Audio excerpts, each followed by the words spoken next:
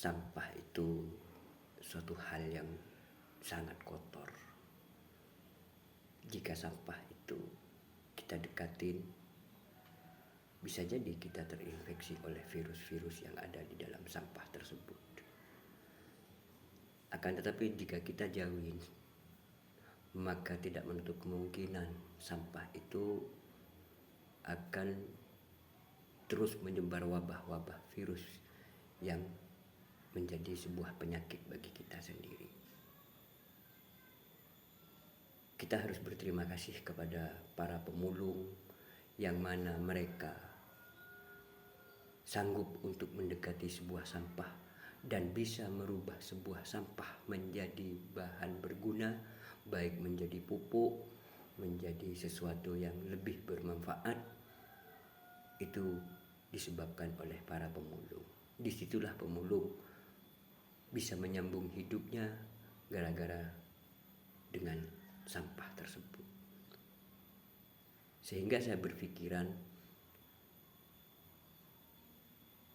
apabila seorang ulama atau kiai yang bisa memberikan toleransi seperti pemulung, alangkah makmurnya, alangkah indahnya dunia ini. Sebab kenapa? Kiai jika bersifat seperti pemulung, maka tidak akan membiarkan orang-orang yang sudah terjerumus ke dalam lembah dosa dan lain sebagainya, dan bukan malah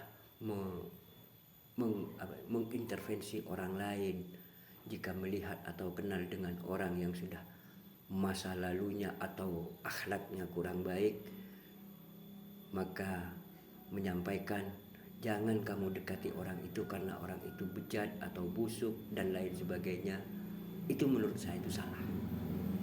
Yang benar itu menurut saya, jika kita seorang yang bijak dan arif menyikapi sesuatu seperti itu, maka sampaikanlah dengan halus, lembut, sehingga bisa dicerna oleh hati kita dan tidak menjadi luka kepada orang lain. Seperti halnya itu mempunyai masa lalu yang kelam, itu orang buruk, orang bejat dan lain sebagainya. Jika kamu mengenalnya, jika kalian mengenalnya, jika kalian mendekatnya, berilah dia atau doakanlah dia untuk bisa merubah dan mendapat hidayah dari yang kuasa agar bisa hidupnya lebih baik ke depannya. Seperti itu adalah pemikiran yang bijak. Akan tetapi jika pemikiran yang tidak bijak seperti yang saya ungkapkan tadi, malah mengintervensi, jangan dekati mereka, jangan kenal dengan mereka, atau bahkan mewanti-wanti, hati-hati jika kenal dengan dia, dikarenakan dia itu adalah orang yang begini, begitu. Itu rasanya seperti halnya orang yang mempunyai dendam terhadap orang yang diintervensi tersebut.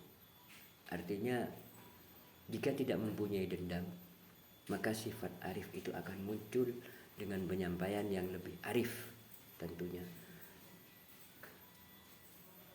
Sungguh kasihan nasib orang-orang yang bejat, orang-orang yang nakal, orang-orang yang masa lalunya kelam, yang nasibnya seperti sampah yang tidak dihiraukan. Maka di saat itu orang itu akan terus bergerilya, terus bergerak dengan merasa nyamannya kehidupan dirinya yang tidak sesuai dengan akidah, karena tidak adanya bimbingan, karena tidak adanya dukungan, yang ada hanya cemoohan ataupun hinaan, sehingga dia itu merasa frustasi, sehingga tetap merasa paling benar.